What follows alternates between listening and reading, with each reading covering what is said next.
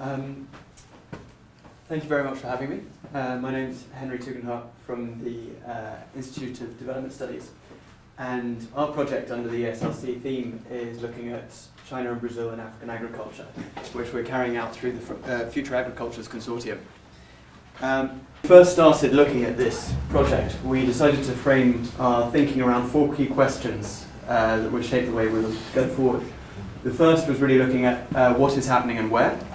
So this was about mapping the types of engagements that already exist, the scales, the focus, and what sort of patterns are coming out of this.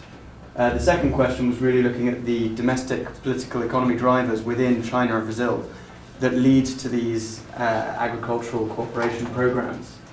The third was then really about moving from rhetoric to reality. So it would begin by looking at what are the narratives that China and Brazil bring to these agricultural cooperation programs about what they say they're going to do and what they're doing and what they have to offer, versus what the African equivalents, counterparts say, and then looking at how that actually works out when the project hits the ground. How do the understandings or misunderstandings actually shape the rolling out of those projects? How are they negotiated and renegotiated? And then the fourth part was really a synthesis stage, looking at are there new paradigms coming out of this, and what are those implications. So this project is made up of about 25 researchers from the key regions that we're looking at, namely the 4 African case study countries within our project, Ethiopia, Ghana, Mozambique, and Zimbabwe. And with such a large project, it comes with all the chaos of managing that across cultures and our own understandings and misunderstandings and so forth. And so currently, we've got a list of papers that we're doing research on. We've already been in Mozambique, Ghana, and Zimbabwe. Mozambique, Ghana, and Ethiopia, and Zimbabwe is coming up. But generally these papers fit under 3 broad topics of state-to-state projects, private or quasi-private projects, and then knowledge transfers, training courses, and so forth. So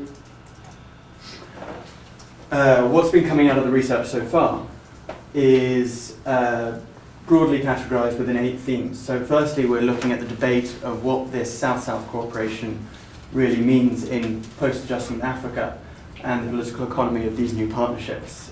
Second, we've been looking at the domestic political economies of Brazil and Africa and how it shapes those projects, as I mentioned at the beginning.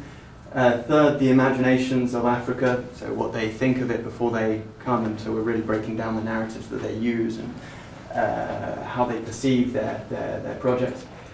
Fourth is looking at the state-business interactions, so looking at how China and Brazil might involve their respective private sectors and what that means for the projects, but then also how the private sectors tap into their state resources to further their engagements in African agriculture. Fifth is then taking it from the African agency perspective, how they negotiate the projects and how they fit these projects within their own developmental agendas. Sixth is the politics of science and technology.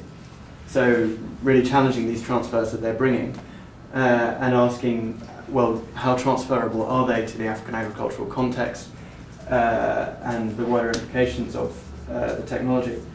Seventh is training capacity building, which is something that I'm working on more, which is all about sitting in the training courses that China and Brazil are hosting for African agricultural officials, and then following up with the participants later and saying, what did you learn and how has this impacted your work, and trying to find out how it's shaping that. And then eighth is the civil society engagements with emerging powers. So partnerships between civil society organizations in Brazil, such as the MST, with Mozambique, for example.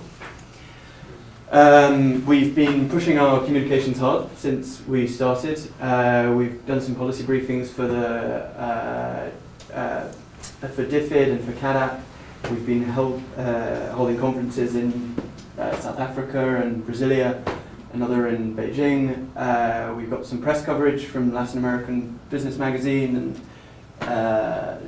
national newspapers, and we've got special edition journal out already, which I'll pass around. information for. And we've got a special edition Journal of Development and Change on China and Brazil and African agriculture coming up. So that's our project. We've got a newsletter that comes out every Monday. And we've got more events and conferences coming up. So if you find us on the Future Agriculture Consortium website, all our information is there.